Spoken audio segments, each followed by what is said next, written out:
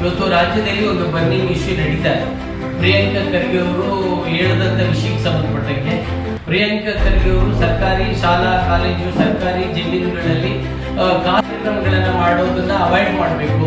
ಅದರಲ್ಲೂ ದೇಶದ್ರೋಹ ಚಟುವಟಿಕೆಗೆ ಉತ್ತೇಜನ ಮಾಡುವಂಥದ್ದು ಅಥವಾ ಕೋಮು ಭಾವನೆ ಬೀರ್ತುವಂಥದ್ದು ವಾಟ್ ಎವರ್ ಪ್ರೈವೇಟ್ನವರು ಪ್ರೈವೇಟಲ್ಲಿ ಏನಾದ್ರು ಮಾಡ್ಕೊಳ್ಳಿ, ಗೌರ್ಮೆಂಟ್ ಇನ್ಸ್ಟಿಟ್ಯೂಷನ್ಗಳಲ್ಲಿ ಮಾಡುವಾಗ ಸರ್ಕಾರದ ಒಂದು ನಿಯಂತ್ರಣ ಇರಬೇಕು. ಇಲ್ಲಾಂದ್ರೆ ಏನಾಗ್ತದೆ, ಇದು ಬೇಕಾಬಿಟ್ಟಿ ಆಗ್ಬಿಡ್ತದೆ ಅಂತ ಹೇಳ್ಬಿಟ್ಟು ಒಂದು ಏನು ಮುಖ್ಯಮಂತ್ರಿಗಳಿಗೆ ಪತ್ರಿಕೆಯನ್ನು ಕೊಟ್ಟು ಪತ್ರವನ್ನು ಬರೆದಿದ್ರು. ಅದಕ್ಕೆ ಸಂಬಂಧಪಟ್ಟಂತೆ ತೀವ್ರವಾದಂತೆ ಅವರು ನ್ಯಾಯಾಧೀಪೀಠದಲ್ಲಿ ಕೂತಿದ್ದಾಗ್ಲೇನೆ ಒಬ್ಬ ಶೂ ಎಸಿತಾನೆ ಅಂತ ಹೇಳಿದ್ರೆ, ತಳ ಸಮುದಾಯದ ವ್ಯಕ್ತಿ ಒಬ್ಬ ಕೂತಿದ್ದಾನೆ ಅಂತ ಹೇಳಿದ್ರೆ ಶೂ ಎಸಿತಾನೆ ಅಂದ್ರೆ ಏನಂತ ಬಯಸೋದು ನಾವು? ಎಲ್ಲ ಒಂದ್ ಕಡೆ ಈ ದೇಶದಲ್ಲಿ ಅದು ಈ ನಾಡಿನಲ್ಲಿ ಪ್ರಗತಿಪರವಾಗಿ ಮಾತಾಡುವಂಥದ್ದು, ಜನಮುಖಿಯಾಗಿ ಮಾತಾಡುವಂತ ನಾಲ್ಗೆಗಳನ್ನ ಕತ್ತರಿಸುವಂತ ಕೆಲಸವನ್ನ ಅಥವಾ ಪ್ರಗತಿಪರತೆಯನ್ನು ನೋಡುವಂತ ಕಣ್ಣುಗಳನ್ನ ಕೇಳುವಂತ ರಾಕ್ಷಸ ಸಂಸ್ಕೃತಿ ಬರ್ತಾ ಇದೆ ಅಂತ ನಮ್ಗೆ ಆತಂಕ ಆಗ್ತಾ ಇದೆ. ಯಾಕೆ ಈ ನಾಡಲ್ಲೇ ಗೌರಿ ಲಂಕೇಶ್ ಅವರ ದುರ್ಘಟನೆ ಇನ್ನೂ ಹಸಿರಾಗಿದೆ, ಕಲಬುರಗಿ ಅವರ ದುರ್ಘಟನೆ ಇನ್ನೂ ಹಸಿರಾಗಿದೆ. ಈ ಕೋಮುವಾದಿಗಳ ಅಟ್ಟಾಸವನ್ನ ಅಥವಾ ಜಾತೀಯತೆ, ಮತಾಂಧತೆ, ಧರ್ಮಾಂಧತೆ ಬಿತ್ತುವಂತ ಈ ಶಕ್ತಿಗಳನ್ನ ದಮನ ಮಾಡದೆ ಹೊರತು ಈ ನಾಡಿಗೆ ಉಳಿಗಾಲ ಇಲ್ಲ. ಅದು ನಮ್ಮ ಮನವಿ. ಮತ್ತೆ ಪತ್ರಿಕಾಗೋಷ್ಠಿ ಮೂಲಕ ಸಮಸ್ತ ನಾಗರಿಕರಲ್ಲಿ ದೇಶದ ಐಕ್ಯತೆಯನ್ನು ಬಯಸುವಂತ ಸಮಸ್ತ ನಾಗರಿಕರಲ್ಲಿ ಭಾರತ ಮಾತಾಡದಂತವ್ರು ಕೂಡ ತೀವ್ರವಾಗಿ ಖಂಡಿಸ್ತಾ ಇದ್ದೀವಿ. ಪ್ರಿಯಾಂಕಾ ಖರ್ಗೆ ಅವರು ಕೂಡ ಬೆಂಬಲಿಸ್ತೀವಿ. ಈ ಮಧ್ಯದಲ್ಲಿ ಸರ್ಕಾರ ಏನಾಗಿದೆ, ಕೆಲವು ಪಿಡಿಒಗಳನ್ನ ಇವಾಗ ಏನು ವೇಷ ಆಧಾರ ಹಾಕೊಂಡಿದ್ರು ಅಂತೇಳಿ ಅಮಾನತನ ಮಾಡಿದ್ದಾರೆ. ಅದು ಅವರು ಯಾವುದೋ ಒಂದು RSS ಅಲ್ಲಿ ಇದ್ರು ಅಂತೇಳಿ ಅಮಾನತನ ಮಾಡಿದ್ದಾರೆ ಅಂತ ಪತ್ರಿಕೆಗಳೆಲ್ಲ ಓದಿದ್ದೀವಿ. ನಮ್ಮ ಮನವಿ ಯಾವುದೇ ಇರಲಿ, ಯಾವುದೇ ಶಾಸಕನ ಅವನ ಆಪ್ತ ಸಹಾಯಕ ಆಗಿದ್ದಾರೆ ಅಂತ ಹೇಳ್ತೇನೆ, ಅವನಿಗೆಲ್ಲ ಸಮಗ್ರ ಕಾನೂನು ಗೊತ್ತಿರಲ್ಲ. ಈ ತರ ಏಕಾಏಕಿ ಅಮಾನತ್ ಮಾಡುವಂಥದ್ದು, ಅವನಿಗೆ ಕೊಡುವಂಥದ್ದು, ಎಚ್ಚರಿಕೆಯನ್ನು ಕೊಡೋದ್ರ ಮೂಲಕ ಕ್ರಮ ತಗೋಬೇಕಾಗಿತ್ತು. ಮತ್ತೆ ವಿಚಾರಣೆಯನ್ನು ಬಾಕಿ ಇರಿಸಿ ಅವನು ರಾಷ್ಟ್ರ ವಿರೋಧಿ ಚಟುವಟಿಕೆಗಳಲ್ಲಿ ಭಾಗವಹಿಸಿದ್ರೆ, ಜಾತೀಯತೆ ಬೀಜ ಬಿತ್ತುವ ಚಟುವಟಿಕೆಗಳಲ್ಲಿ ಭಾಗವಹಿಸಿದ್ರೆ, ಧರ್ಮಾಂಧತೆ ಬೀಜವನ್ನ ಬಿತ್ತದಲ್ಲಿ ಭಾಗವಹಿಸಿದ್ರೆ ಕಾನೂನು ಕ್ರಮ ಆಗ್ಲಿ. ಅಮಾನತನ ಮಾಡೋದು ಅಷ್ಟು ಒಳ್ಳೆಯದಲ್ಲ ಅನ್ನೋದು ನಮ್ಮ ಭಾವನೆ ಅಂತ ಹೇಳ್ತಾ, ಇವತ್ತು ಎಲ್ಲರಲ್ಲೂ ಕೂಡ ಒಂದು ಸಾಮಾಜಿಕ ಜವಾಬ್ದಾರಿ ಬರಬೇಕಾಗಿದೆ. ಚಟುವಟಿಕೆಗಳನ್ನ ಆ ಪಠ್ಯಪುಸ್ತಕ ಬೋಧನೆ ಬಿಟ್ಟು ಯಾವುದೇ ಮಾಡಬಾರದು. 2013 ಆಲ್ರೆಡಿ ಅದೇ ಸರ್ಕಾರ ಯಾವುದೇ ಇರಲಿ ಅಧಿಕಾರದಲ್ಲಿ ಆ ಆದೇಶ ಹೊರಡಿಸಿದ ಮೇಲೆ ಪ್ರಿಯಾಂಕಾ ಖರ್ಗೆ ಮಾಡುದು. ಪ್ರಿಯಾಂಕಾ ಖರ್ಗೆ ಕೇಳಿದ್ದೇನು, ನಿಷೇಧ ಮಾಡಿ RSS ಅನ್ನು ಕೇಳಿಲ್ಲ. RSS ಅನ್ನು ಯಾರು ನಿಷೇಧ ಮಾಡಿ ಅಂತ ಹೇಳಿಲ್ಲ.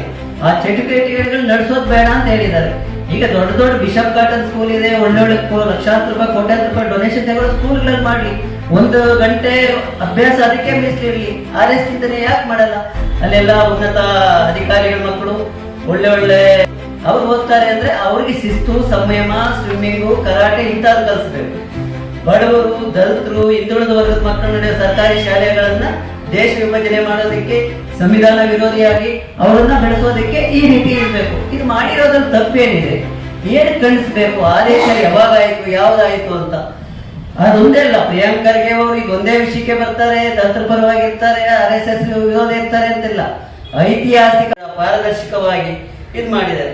IT-BT ತಂತ್ರಾಂಶದಲ್ಲಿ ಅವರು ಇಡೀ ಜಗತ್ತಿನಲ್ಲೇ 9ನೇ ಪವರ್ಫುಲ್ ಮಂತ್ರಿಯನ್ನು ಶಬಾಷ್ಗಿರಿ ಪಡ್ಕೊಂಡಿದ್ದಾರೆ. ವೈಯಕ್ತಿಕವಾಗಿ ಅವ್ರ ತೇಜೋವಧೆ, ಅವ್ರ ಕುಟುಂಬ ತೇಜೋವಧೆ ಏನಕ್ಕೆ ಮಾಡಬೇಕು, ಯಾವ್ದು ಮಾಡಬೇಕು, ಏನು ದೇಶ ಮುಂದುವರಿಯೋದಕ್ಕೆ, ದೇಶ ಯಾವ ರೀತಿ ಅಭಿವೃದ್ಧಿ ಹೊಂದಬೇಕು, ಯಾವ ವಿದ್ಯೆ ಇದು ಮಾಡಬೇಕು, ಅದಕ್ಕಾಗಿ ಇದು ಮಾಡಿ. ಈ RDPI SC/ST ನೌಕರ ಸಂಘ ಮತ್ತು SC/ST ನೌಕರ ಸಮನ್ವಯ ಸಮಿತಿ ಯಾವಾಗಲೂ ಪ್ರಿಯಾಂಕಾ ಖರ್ಗೆ ಸಾಹೇಬರ ಜೊತೆಲೇ ಇರುತ್ತೆ. ಆದರೆ ನಾವು ಬೀದಿಗಳು ಕೂಡ ಇಳಿತೀವಿ ಅಂತ ಹೇಳ್ತಾ ನಾನು 2 ಮಾತು ಮುಗಿಸ್ತೇನೆ. ಜೈ ಕರ್ನಾಟಕ. ಇವ್ರು ಬಂದ ಮೇಲೆ ಅದಕ್ಕಿಂತ ಬಹಳಷ್ಟು ಕಡೆ ಸಂಬಳಗಳು 10 ತಿಂಗಳು 15 ತಿಂಗಳೆಲ್ಲ ಲೇಟ್ ಆಗೋದು. ನಾವೇ ಪಂಚಾಯತಿ ಮೂಲಕ, ನಮಗೆ ಸ್ಥಳೀಯ ಸರ್ಕಾರವಾಗಿರೋದ್ರಿಂದ ನಾವೇ ನಮ್ಮ ಮೂಲಕ ನಾವು ಸಂಬಳ ಕೊಡೋದಕ್ಕೆ ಅವಕಾಶ ಕಲ್ಪಿಸಲಾಗಿದೆ. ಹಿಂದಿನ ಸರ್ಕಾರದಲ್ಲಿ ಏನ್ ಮಾಡಿದ್ರು, ನಮಗೆ ಈ ಆನ್ಲೈನ್ ಅಲ್ಲಿ ಎಲ್ಲಾ ಗ್ರಾಮ ಪಂಚಾಯತಿ ನೌಕರರು ಸಂಬಳವನ್ನ ಗ್ರಾಮ ಪಂಚಾಯತಿಗೆ ಏನು ಒಂದು ಸ್ಟ್ಯಾಚ್ಯೂಟರಿ ಅಮೌಂಟ್ ಕೊಡಬೇಕಾಗಿತ್ತು, ಅದ್ರ ಬದಲಾಗಿ ನಾವು ಸಂಬಳ ಕೊಡ್ತೀವಿ ಅಂತ ಅದನ್ನ ಸೆಂಟ್ರಲೈಸ್ ಮಾಡ್ತಾರೆ, ಅಂದ್ರೆ ಡಿಜಿಟಲೈಸ್ ಮಾಡ್ತಾರೆ. ಪ್ರತಿ ನೌಕರ ತನ್ನ ಅಪ್ಡೇಟ್ ಕೊಟ್ಟು ಗ್ರಾಮ ಪಂಚಾಯತಿ ಸಿಬ್ಬಂದಿ ಕೂಡ ಅಲ್ಲಿ ಗ್ರಾಮ ಪಂಚಾಯತಿ ಸಿಬ್ಬಂದಿ ಅಂದ್ರೆ ಗ್ರಾಮ ಪಂಚಾಯತಿಗಳು ನೇಮಕಾತಿ ಮಾಡ್ಕೊಂಡಿರೋ water man, bill collector, data entry operator, sweepers, attenders ಇವರು. PDO, ಸೆಕ್ರೆಟರಿ ಮತ್ತೆ SD ಇವರೆಲ್ಲ ಸರ್ಕಾರಿ ನೌಕರರಾಗೋದ್ರಿಂದ ಸರ್ಕಾರದಿಂದ ನಮಗೆ ಬರುತ್ತೆ.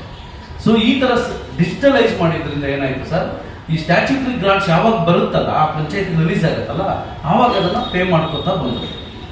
ಇಲ್ಲಿ ಏನಾಗ್ತದೆ, ಕೆಲವರು ಅವರು ಎಲಿಜಿಬಲ್ ಇರಲ್ಲ, ಹೆಚ್ಚುವರಿಯಾಗಿ ನೇಮಕ ಮಾಡ್ಕೊಂಡಿರ್ತಾರಲ್ಲ, ಏನೋ ಪೊಲಿಟಿಕಲ್ ಪ್ರೆಷರ್ ಇಂದಾನೆ ಏನೋ ಲೋಕಲಿ, ಆ ಹೆಚ್ಚುವರಿ ನೇಮಕ ಆದಂತವರಿಗೆ ಬಯೋಮೆಟ್ರಿಕ್ ಕೊಟ್ಟು ಪಾವತಿ ಆಗಲ್ಲ. ಇವರು ಮ್ಯಾನ್ಯುವಲ್ ಕೊಡಬೇಕು, ಏನೋ ತಾತ್ಕಾಲಿಕ ಆಯೋಜಿಸಲಾಗಿದೆ. ಈ ಪತ್ರಿಕಾಗೋಷ್ಠಿಗೆ ಆಗಮಿಸಿರುವಂತ ಎಲ್ಲ ಗ್ರಾಮೀಣಾಭಿವೃದ್ಧಿ ಪಂಚಾಯತ್ ರಾಜ್ ಇಲಾಖೆಯ ಪರಿಶಿಷ್ಟ ಜಾತಿ ಪಂಗಡಗಳ ನೌಕರರ ಅಧಿಕಾರಿಗಳ ಸಂಘದ ಅಧ್ಯಕ್ಷರಾದಂತಹ ಸುರೇಶ್ ಕುಮಾರ್ ಅವರಿದ್ದಾರೆ.